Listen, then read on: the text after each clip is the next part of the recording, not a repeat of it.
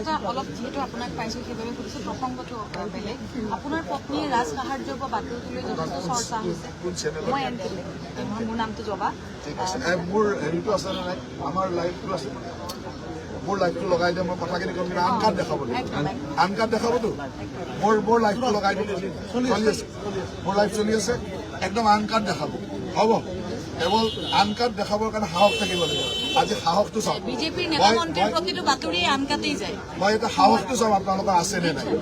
NKTV প্ৰতিদিন আছে, প্ৰতিদিনো আছে। আপোনালোকৰ নিউজটো এতিয়ালৈকে 40 বাৰ মান বজালে নাই, বজাইছে 40 বাৰ, এটা নিউজ 40 বাৰ বজালে। এতিয়া মই আপোনালোকক কওঁ, মোৰ পত্নীয়ে ব্যৱসায় কৰিবৰ কাৰণে লোন লৈছে। লোন কোনে লয়? যাৰ লোন লোৱাৰ কেপাচিটি থাকে তেওঁ লোন লয়।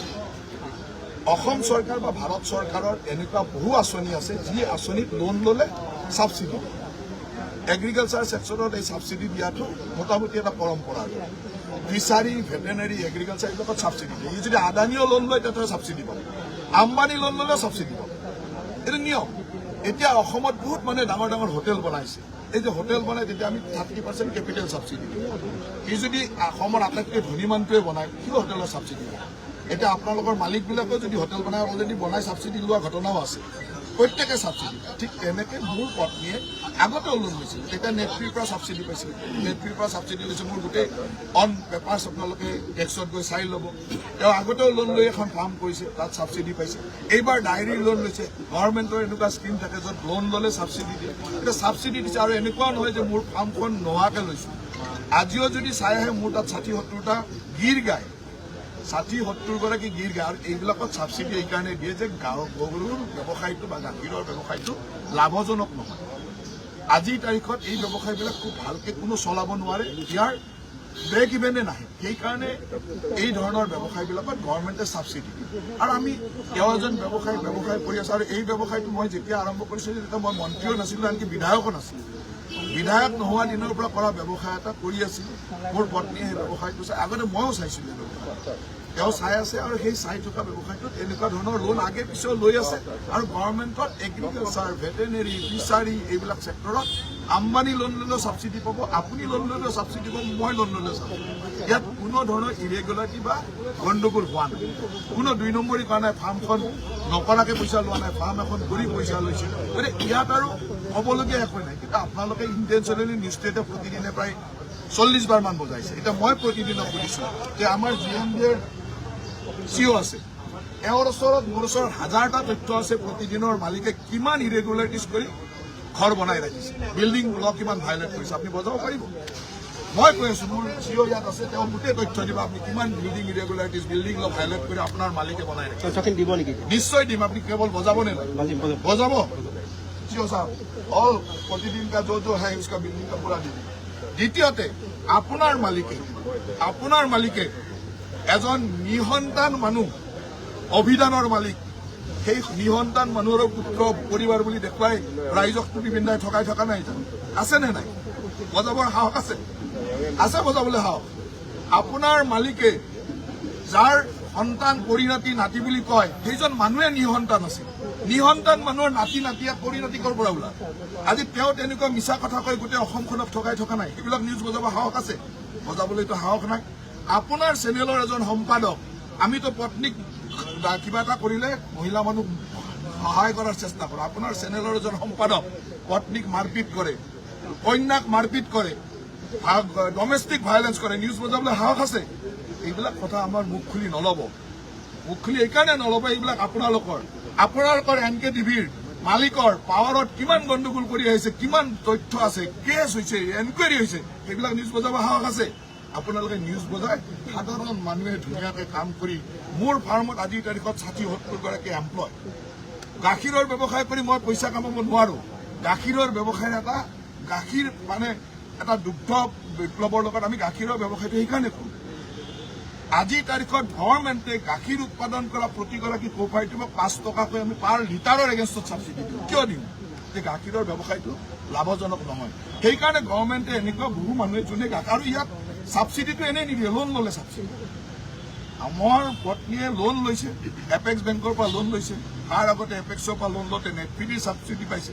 এনেকৈ ছাবচিডি পায় কিন্তু আপোনালোকে এনেকৈ বজাই যেন আমি কিবা দোষ কৰিছোঁ ক্ৰাইম কৰিছোঁ কিন্তু আপোনাৰ মালিকে যে নিসন্তান মানুহৰ নাতিয়েক বুলি কৈ নিজৰ অথৰিটি দেখুৱাই আছে তাক লৈ গৌৰৱ কামাই তাক লৈ যে কয় যে এনেকুৱা মই ইমান ডাঙৰ কাম কৰিছোঁ ব্ৰেইলি ছিষ্টেমত অমুক কৰিছোঁ তমুক কৰিছোঁ সেইবিলাক আপোনালোকে বজাবলৈতো সাহস নাই শুনিবলৈ সাহস লাগে মই সেইকাৰণে আজি লাইভ কৰি লৈছোঁ মোৰ লাইফত মানুহে শুনক আৰু আপোনালোকে যিমান নিউজ বজাব প্ৰত্যেকজন মানুহৰ তেনেকুৱা তথ্য আমাৰ ওচৰত আছে NKTVৰ মালিকৰ হাজাৰটা তথ্য আমাৰ ওচৰত আছে হাজাৰটা তথ্য আছে কিন্তু আপোনালোকে আমাক টাৰ্গেট কৰি এটা নিউজ এনেকুৱা ধৰণৰ অৰ্ডিনেৰী জেনেৰেলি মানুহ এজনে ছাবচিডি লৈছে আৰু তাত কোনো লোন লৈ ছাবচিডি লৈছে লোনৰ ছাবচিডিৰ এগেইনষ্টত আপোনালোকে এই 5 দিন ধৰি যিটো বজাইছে আৰু মই যলৈকে যাওঁ তাতে সেইটো কথা সুধিব বোলে গতিকে আপোনালোকৰ ইণ্টেনশ্যনটো মই জানো কেৱল সাহস থাকিব এইখিনি বজাবৰ কাৰণে বজাবনে নাই আপোনাৰ বিৰুদ্ধে আৰু এটা অভিযোগ আছে যে আপুনি বুন্দাজানটো পুতি পেলাই আপুনি এটা ৰাস্তা বনাই লৈছে মোৰ লগত ওলাওক বন্দাজানলৈকে যাওক তাৰ ওচৰৰ পাব্লিকক সোধক বন্দাজানৰ ওচৰত মোৰ যিটো ঘৰ সেইটো মোৰ দেউতাৰ ঘৰ আৰু 1980 চনৰ পৰা মোৰ ঘৰ তাত বসবাস কৰে 1980 চনৰ পৰা 40 বছৰ 45 বছৰ হৈ গ'ল তাত থকা আৰু সেই মোৰ ঘৰটোৰ কাষেৰে যিবিলাক মানুহ আছে তাত বন্দাজানটোৰ প্ৰটেকশ্যনৰ কাৰণে সেই ৰাস্তাটো বনোৱা হৈছে গৈ চাই আহক মোৰ লগত বলক মই গৈ দেখুৱাই দিম আপোনালোক গোটেই সাংবাদিক এতিয়াই যাম বলক যাব এতিয়া বলক মই দেখুৱাই দিম যে সেইটোৱে বন্দাজান এনক্ৰচ কৰিছে নে বন্দাজান প্ৰটেকশ্যন কৰিছে তাৰ পাব্লিকক গৈ সোধক পাব্লিকত আগতে বন্দাজানৰ পানী সেই পাব্লিকবিলাকৰ ঘৰলৈকে সোমাই গৈছে সেই পাব্লিকে মই যিটো তাত থাকোঁ আৰু সেই ৰাস্তাটোৰে মই অহা যোৱাও নকৰোঁ মোৰ ৰাস্তা বেলেগ মোৰ ঘৰলৈকে যোৱা ৰাস্তা বেলেগ সেই ৰাস্তাটো পাব্লিকে মোক ৰিকুৱেষ্ট কৰিছে আৰু সেইটো বহুদিন পুৰণা ডিমাণ্ড পাব্লিকে ৰিকুৱেষ্ট কৰিছে ইয়াতে ৰাস্তা এটা বনাই দিলে আমাৰ ঘৰলৈকে পানী নুঠিব আৰু বন্দাজানটো এনক্ৰচটো বন্ধ হ'ব আৰু ভৱিষ্যতলৈ এটা পাৰ্মানেণ্ট চলিউশ্যন হ'ব সেইকাৰণে মই এটা ৰাস্তা বনাই দিছোঁ কিন্তু আপোনালোকে এনেকুৱা বনালে মই কৰিলোঁ বন্দাজানটো প্ৰটেকশ্যনৰ কাম আপোনালোকে বনাই দিলে যে বন্দাজানটো মই দখল কৰিলোঁ ইমানটোতো মিছা কথা ক'ব নাপায় নহয় গৈ পেলাই চাই লওক মোৰ লগত বলক এতিয়াই যাম বলক সাহস আছে যদি বলক এতিয়াই যাওক মই দেখুৱাই দিম যে তাত মই বন্দাজানটো ক'ৰবাত দখল কৰিছোঁ নেকি GMDৰ মানুহ আছে GMDৰ কাগজ পত্ৰ লৈ লওক GMDৰ প্ৰপাৰ্টি সেইটো লৈ লওক মন্ত্ৰী হিচাপে মই চেলেঞ্জ কৰি কৈছোঁ আৰু আমাৰ ইমান সাহস আছে আমি মানুহক এনেকুৱা বেয়া কাম মানুহৰ কৰা নাই যি কৰিছোঁ ভাল কৰিছোঁ বন্দাজানৰ কথাটো আহিছে কাৰণ হৈছে বিৰোধী পাৰ্টিয়ে এতিয়া পলিটিকেলাইজ কৰি যেতিয়া আপোনালোকে কাম কৰিব পলিটিকেলাইজ নহয় মন্ত্ৰীগৰাকীৰ বিৰুদ্ধে যেতিয়া অভিযোগ উঠে তেতিয়া সেই কথাটো সোধাটো আমাৰ দায়িত্ব সাংবাদিক হিচাপে সেই কথাটো সোধাটোৰ দায়িত্ব সেই কথাটো আপোনাৰ মালিকক সুধিব পাৰিব নে নাই আপোনাৰ মালিকক সুধিব পাৰিব এতিয়া এই নিউজটো বজোৱাৰ পিছত আপোনাৰ মালিকে ৰাতি মদ খাই তাত আপোনালোকৰ মানুহক অসভ্য ব্যৱহাৰ কৰিব সেইটো ভিডিঅ' ডাইৰেক্ট বজাই দিব পাৰিব মোৰ তাত তেনেকুৱা ভিডিঅ' আছে আপোনালোকৰ মালিকসকলে মদ খাই কৰা অভদ্ৰামী মোৰ তাত আছে বজাব পাৰিব সাহস আছে আছে নাই কওক মোক সাহস আছে সেইটো কথা প্ৰশ্ন সুধিছে আপোনাৰ মালিকে কৰা বেয়া কামটো কেলে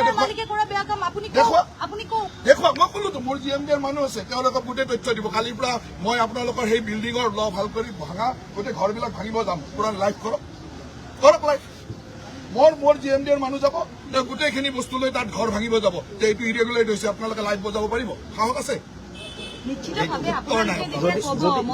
এই কথাবিলাক আমাক নক'ব কাৰণ আমি কোনো অসৎ কাম কৰা যদি সেইটো কামটো হৈছে চৰকাৰৰ কাৰণ আপোনালোকে লগে লগে ক'ব যে ৰাজনৈতিক শত্ৰুতাৰে তেওঁৰ ঘৰ ভাঙিব গ'ল ৰাজনৈতিক শত্ৰুতা সংবাদ মাধ্যমৰ ওপৰত আক্ৰমণ সংবাদ মাধ্যমৰ মানুহৰ ওপৰত এনেকুৱা কৰিছে আপোনালোকে 10টা কথা ক'ব আপোনালোকে বেলেগৰ ডমেষ্টিক ভাইলেঞ্চ দেখুৱাই থাকে আপোনালোকৰ সম্পাদকৰ ডমেষ্টিক ভাইলেঞ্চ কিয় নেদেখুৱায় আপোনালোকৰ সকলোৱে জানে তেওঁ পত্নীক মাৰপিট কৰে তেওঁৰ কন্যাৰ ওপৰত মাৰপিট কৰে তেওঁৰ ডমেষ্টিক ভাইলেঞ্চ আপোনালোকে কিয় নেদেখুৱায় কিমানটো সাহস আছে সেই সাহসটো ৰাখিব ময়ো মানে এইখিনি কথা এইকাৰণে কৈছোঁ যে কোৱাৰ প্ৰয়োজন আছিল আপোনালোকৰ আৰু মোৰ লগত বিশেষকৈ এই ধৰণৰ মই যিহেতু আজিলৈকে কোনো বেয়া কাম কৰা নাই কোনো অসৎ কাম কৰা নাই কোনো চৰকাৰক ফাঁকি দিয়া নাই সৎভাৱে যি কৰিছোঁ সেইটো কৰিছোঁ গতিকে আমাৰ সৎভাৱে কথা কোৱাৰ সাহস আছে আৰু এইখিনি কথা আপোনালোকে লাইভ আনকাট বজাই দিব তেতিয়া আপোনালোকৰ সাহস আছে প্ৰতিটো চেনেলক মই কৈছোঁ আনকাট বজাই দিয়ক মই আপোনালোকৰ সকলোৰে প্ৰতি এটা আহ্বান যে মই কোৱা কথাখিনি যদি কিবা অসত্যতা আছে সাহসেৰে বজাই দিয়ক মই পুৰা চেলেঞ্জ ল'ম যে অসত্যতা যদি আছে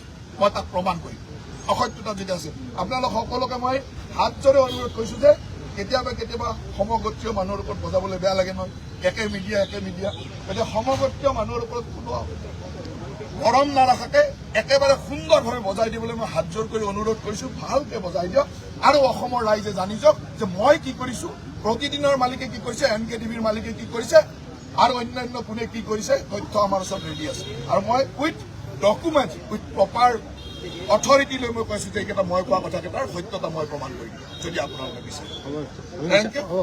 থেংক ইউ।